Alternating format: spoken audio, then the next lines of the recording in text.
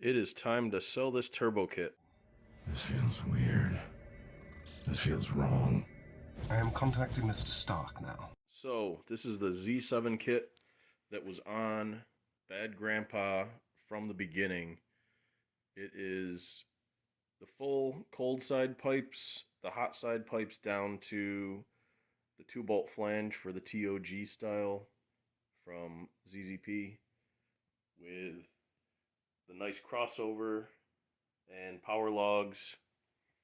I'm gonna include the inexpensive turbo blanket that I bought for it and basic hardware, but there will be things that you will have to add. Tony Stark was able to build this in a cave with a box of scraps. I'll post the listing that I put on the forums in the description below, but you can see it here. And I've also got some photos of it mocked up on the engine stand back when we first installed it on Bad Grandpa back in 2009. And here's some photos of the turbo.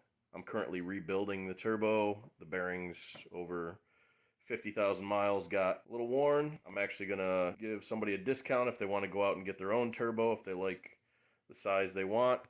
It basically matches up to the 5-bolt style turbo flange and the T3 exhaust housing. So if you want that, it's coming with a wastegate. I had to reuse the blow-off valve for the new kit, so I believe that's a 50mm perch. The only thing I noticed is there is a single crack on the back side of the crossover wastegate perch. I can have that fixed, or you can have it TIG welded yourself.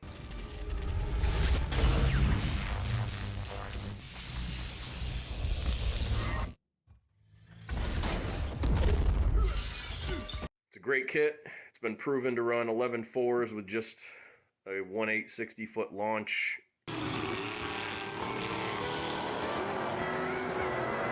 We've gone anywhere from 122 to 126 in the quarter mile with this thing at between 18 and 25 pounds of boost. That was with all of the work that was in Buick at the time. A kit like this, or something similar, the car tuning kit, to get something that does what this does, or you'd have to go to the next step like we did and get the slightly larger Statoma kit to perform at that level. So you think I can only get pizzas, huh? Boosted it myself. The car tuning kit can do pretty good as well, get you into the 11s, but this kit, above entry-level kit. It's here. Go to the link.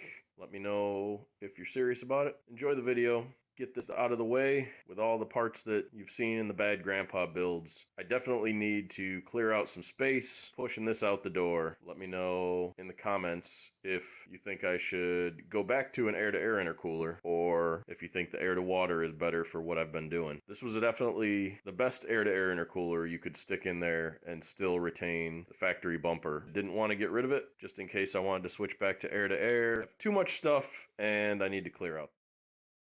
That's it, man. Game over, man. It's game over.